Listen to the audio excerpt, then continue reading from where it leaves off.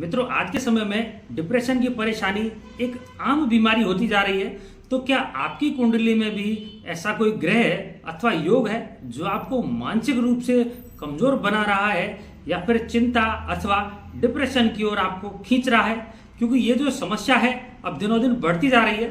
तो मित्रों, आज के इस बेहतरीन वीडियो में हम बात करेंगे कि कुंडली में डिप्रेशन देने वाले प्रमुख ग्रह कौन कौन से होते हैं, डिप्रेशन देने वाले प्रमुख घर अथवा कुंडली के जो भाव हैं वो कौन कौन से होते हैं, इस डिप्रेशन की बीमारी में प्रमुख योग कौन कौन से देखे जाते हैं और किन ग्रह योगों में व्यक्ति स्वयं को गंभीर चोट या फिर स्वयं को एक बहुत बड़ा नुकसान पहुंचा सकता है। और हम अंत में जानेंगे कि इस डिप्रेशन से बचने के क्या श्रेष्ठ और सटीक उपाय हो सकते हैं। नमस्कार मित्रों, मैं डॉक्टर योगेश व्यास मानसरोवर जयपुर से। ज्योतिष और वास्तु से संबंधित आप हमारी वेबसाइट astrologeryogesh.com पर जाकर महत्वपूर्ण आर्टिकल देख सकते हैं। आप हमारे व्हाट्सएप ग्रुप को भी ज्वाइन कर सकते हैं, उसका लिंक आपको नीचे वीडियो में मिल जाएगा।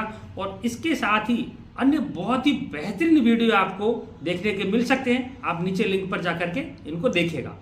तो बढ़ते काम के दबाव के कारण और कई व्यक्तिगत उलझनों की वजह से व्यक्ति को काफी तनाव का आज सामना करना पड़ रहा है, जिससे व्यक्ति अवसादग्रस्त हो जाता है।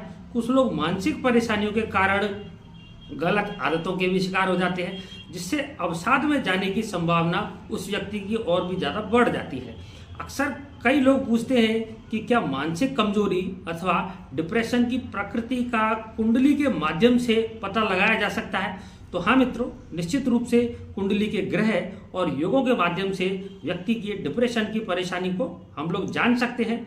तो आइए जानते हैं कि कुंडली के कौन से ग्रह और विशेष प्रकार के योग व्यक्ति को इस अवसाद अथवा डिप्रेशन की ओर खींचने में महत्वपूर्ण भूमिका निभाते हैं। मित्रों, अगर वीडियो अच्छा लगे तो इसे लाइक करें, चैनल को सब्सक्राइब करें। सबसे पहले बात करते हैं कि कुंडली में जो अवसाद यानी कि जो डिप्रेशन है, इसको देने वाले प्रमुख ग्रह कौन कौन से माने जाते हैं। सबसे पहले बात करें चंद्रमा की, क्योंकि ज्योतिष शास्त्र में चंद्रमा मन का कारक है, चंद्रमा मन सो जाता है। तो कमजोर जो चंद्रमा है वह आपकी मन की स्थिति को बिगाड़ सकता है। यह चंद्रमा जब नीच राशि का होकर कुंडली के 6, 8 अथवा 12वें भाव में पाप ग्रहों से युक्त अथवा दृष्ट होकर बैठता है, तो ऐसी स्थिति में व्यक्ति अवसाद और व्यर्थ की चिंता की ओर आगे बढ़ जाता है, जिससे कि वो डिप्रेशन में जाने की उसकी संभावनाएं बढ़ जाती हैं। बात करें शनि ग्रह की, तो अगर कुंडली में शनि ग्रह निर्बल हो अथवा अशुभ भावों में यानी कि 6, 8, 12वें भाव में पाप ग्रहों के साथ में युति करता है, तो ऐसी स्थिति में भी व्यक्ति खुद को अकेला और असहाय महसूस करता है, जिससे उसका आत्मविश्वास काफी प्रभावित होता है, आत्मविश्वास काफी ज्यादा कमजोर हो जाता है। कुंडली में बात करें कमजोर सूर्य की, तो ज्योतिष शास्त्र में सूर्य को आत्मविश्वास, आत्मा और निर्णय लेने की क्षमता का कारक ग्रह माना गया है। जब कुंडली में सूर्य ग्रह नीच राशि में स्थित हो अथवा पाप ग्रहों के साथ में जब ये अशुभ भाव में बैठता है, तो ऐसी स्थिति में भी इस कमजोर और पीड़ित सूर्य के कारण व्यक्ति आत्मविश्वास की कमजोरी महसूस करता है, साथ ही सही समय पर वो सही निर्णय नहीं ले पाता है। बात करें कमजोर मंगल ग्रह की, तो ज्योतिष शास्त्र में मंगल ग्रह को पराक्रम, साहस और व्यक्ति के आगे बढ़ने की जो क्षमता है जीवन में, उसको प्रदर्शित करता है। तो अगर मंगल ग्रह कमजोर स्थिति में पीड़ित होकर अशुभ भाव में बैठ जाए, तो ऐसी स्थिति में व्यक्ति के अंदर विश्वास और निर्णय लेने की जो क्षमता है वो काफी ज्यादा प्रभावित देखने को मिलती है। इसी प्रकार से बुध ग्रह की बात करें, तो कुंडली में जब बुध ग्रह कमजोर स्थिति में होकर के अष्टम या फिर द्वादश भाव में पाप ग्रहों के साथ युति करता है, तो ऐसी स्थिति में भी व्यक्ति की निर्णय लेने की जो क्षमता है वो काफी कमजोर हो जाती है, क्योंकि बुध निर्णय लेने की क्षमता को काफी ज्यादा प्रभावित करता है। बात करें कुंडली में गुरु ग्रह की, तो ज्योतिष शास्त्र में गुरु ग्रह को ज्ञान और सही अवसरों का चुनाव करने का एक कारक ग्रह माना गया है। कुंडली में पीड़ित और कमजोर गुरु ग्रह व्यक्ति के अंदर नकारात्मक विचार, व्यर्थ की चिंता और आत्मविश्वास में कमी देता है। सबसे महत्वपूर्ण बात यह है कि कई बार सब कुछ ठीक होने के बावजूद भी लोग गलत रत्नों का चयन कर लेते हैं और इसके कारण भी वो अवसाद में जाने की संभावना उनकी बढ़ जाती है। तो कई बार ऐसा देखने में मिलता है कि व्यक्ति गलत रत्नों को धारण करके अपनी समस्याओं को बढ़ा लेते हैं।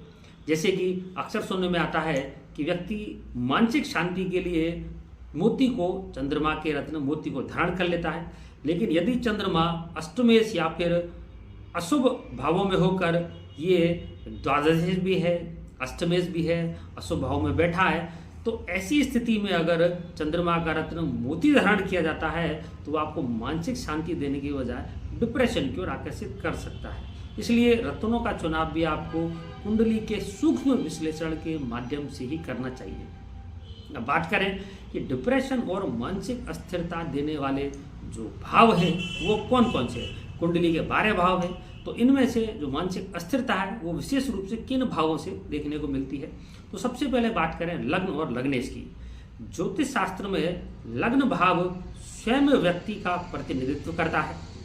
यदि लग्नेश कमजोर हो या अस्त होकर अशुभ भावों में 6, 8, 12 भावों में पाप ग्रहों से पीड़ित हो अथवा लग्नेश नीच राशि का हो तो उस व्यक्ति में आत्मविश्वास की कमी के साथ ही निर्णय क्षमता की भी कमी देखने को मिलती है। जब द्वितीय भाव में लग्नेश अधिक पीड़ित होकर बैठता है तो ऐसे में व्यक्ति स्वयं को अपने जीवन में असफल मानने लग जाता है।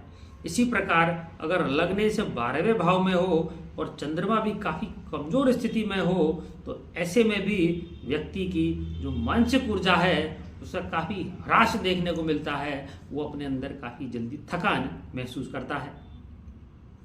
मित्रों, आप इसी क्रम में आगे बात करें ज्योतिष के चतुर्थ भाव की, तो ज्योतिष शास्त्र में चतुर्थ भाव को मन, सुख और मानसिक शांति का भाव माना गया है। जब चतुर्थ भाव में पाप ग्रह जैसे कि शनि, राहु, केतु या फिर मंगल ग्रह विद्यमान हो और चतुर्थेश भी कमजोर स्थिति में जाकर अगर अशुभ भावों में बैठ जाता है तो इस परिस्थिति में व्यक्ति के अंदर बेचैनी, असंतुष्टि और अशांति की जो भावना है वो काफ़ी देखने को मिलती है।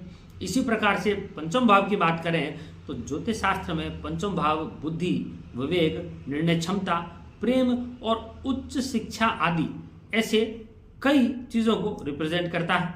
जब पंचम भाव में राहु, शनि, मंगल या फिर सूर्य ग्रह विद्यमान हो अथवा जो पंचमेश ग्रह है वो पीड़ित होकर के अशुभ भावों में पाप ग्रहों के साथ विद्यमान हो तो ऐसे व्यक्ति के अंदर गलत निर्णय, नकारात्मक विचार और आत्मविश्वास में भी काफ़ी कमी देखने को मिलती है। इस भाव के कमजोर होने पर व्यक्ति सही से निर्णय नहीं ले पाता और वो नकारात्मक विचारों की ओर आगे बढ़ना शुरू कर देता है। बात करें 12th हाउस की, तो ज्योतिष शास्त्र में द्वादश भाव एकांत, नींद, प्रमाद, हानि और जीवन में व्यर्थ के भटकाव आदि को प्रदर्शित करता है। जब 12th भाव में चंद्रमा अथवा लग्नेश कमजोर होकर के पाप ग्रहों से पीड़ित होते हैं तो ऐसे व्यक्ति में अत्यधिक आत्मचिंतन और जो एकाकीपन की भावना है वो काफ़ी देखने को मिलती है। अब आगे बात करें कि कुंडली में डिप्रेशन के प्रमुख योग कौन कौन से होते हैं। ज्योतिष शास्त्र में चंद्रमा मन का कारक माना गया है, इसलिए मानसिक समस्या और अवसाद के लिए सबसे पहले व्यक्ति के चंद्रमा की स्थिति को देखना महत्वपूर्ण होता है। कुंडली में जब चंद्रमा और राहु का ग्रहण योग बनता है तो ऐसी स्थिति में वह व्यक्ति मानसिक भ्रम, उलझन, निराशा और आत्महत्या जैसे विचारों से वो परेशान रहना शुरू कर देता है। इसी प्रकार से जब कुंडली में शनि चंद्र का विषयोग बनता है तो चंद्रमा की शनि के साथ युति अथवा दृष्टि संबंध के कारण भी ऐसे योग के बनने पर व्यक्ति के अंदर गहरी निराशा देखने को मिलती है, आत्मग्लानि देखने को मिलती है और ऐसा व्यक्ति अपने आप को अकेला महसूस करने लग जाता है। इससे भी व्यक्ति के डिप्रेशन में जाने की संभावना बढ़ जाती है।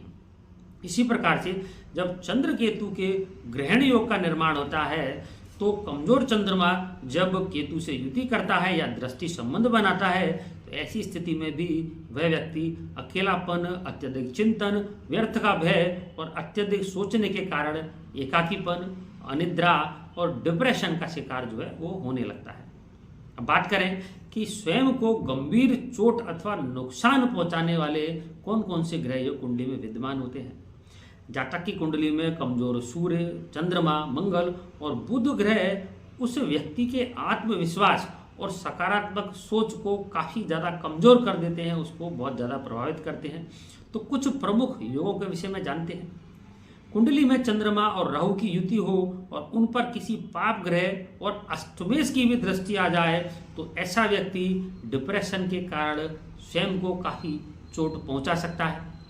इसी प्रकार से चंद्रमा के साथ जब केतु स्थित होता है और इन पर भी किसी पाप ग्रह की दृष्टि आ जाए तो ऐसा व्यक्ति भी डिप्रेशन के कारण स्वयं को काफ़ी ज़्यादा नुकसान पहुंचाने का प्रयास करता है। जब लग्नेश नीच का होकर चंद्रमा के साथ 12वें भाव में युति करे और उन पर भी किसी पाप ग्रह की दृष्टि हो तो ऐसी स्थिति में भी व्यक्ति डिप्रेशन के कारण स्वयं को काफ़ी ज़्यादा नुकसान पहुंचा सकता है। चंद्रमा और शनि की युति हो रही हो, चंद्रमा राहु या केतु के नक्षत्र में ऐसी स्थिति में बैठा हो, तब भी व्यक्ति काफ़ी ज़्यादा परेशानी महसूस करता है। अब सबसे महत्वपूर्ण बात करें कि डिप्रेशन के जो उपाय हैं, जो सटीक उपाय, वो कौन कौन से हो सकते हैं। तो जानते हैं कि डिप्रेशन से बचने के सटीक उपाय कौन से हैं। ज्योतिष शास्त्र में लग्न भाव स्वयं व्यक्ति का प्रतिनिधित्व करता है। चतुर्थ भाव मानसिक शांति और सुख को दिखाता है। इसके साथ ही पंचम भाव व्यक्ति की निर्णय क्षमता से जुड़ा हुआ है। इसलिए व्यक्ति को लग्नेश, चतुर्थेश एवं पंचमेश ग्रह के हस्त निर्मित और रत्नों से युक्त वैदिक यंत्रों की स्थापना करके उनके मंत्रों का प्रतिदिन जाप करना चाहिए। इससे व्यक्ति को मानसिक शांति और आत्मविश्वास में काफ़ी वृद्धि देखने को मिलेगी। इसी प्रकार से ज्योतिष शास्त्र में सूर्य को आत्मविश्वास और सकारात्मक सोच का कारक ग्रह माना गया है। इसलिए सूर्य को बलि बनाने के लिए भी माणिक्य रत्नों से युक्त एक हस्त निर्मित वैदिक यंत्र स्थापित करके सूर्य के प्रतिदिन जाप और आदित्य हृदय स्त्रोत का पाठ करना चाहिए। इसी प्रकार से कुंडली में चंद्रमा मन और सकारात्मक सोच का कारक माना गया है। इसलिए चंद्र ग्रह को बल प्रदान करने के लिए मोती रत्नों से युक्त चंद्र ग्रह का एक हस्त निर्मित वैदिक यंत्र स्थापित करके चंद्र ग्रह के जाप करने चाहिए और शिव जी का भी काले तिल मिला करके जल के माध्यम से अभिषेक करना चाहिए। कुंडली में शनि, राहु, केतु से अगर व्यक्ति पीड़ित है तो निश्चित रूप से इन ग्रहों के विधिवत दान करने चाहिए, जाप करने चाहिए, उपाय करने चाहिए। आप इन सटीक उपायों के माध्यम से आगे बढ़िए। निश्चित रूप से आपको जीवन में मानसिक शांति और उन्नति देखने को मिलेगी। नमस्कार, धन्यवाद।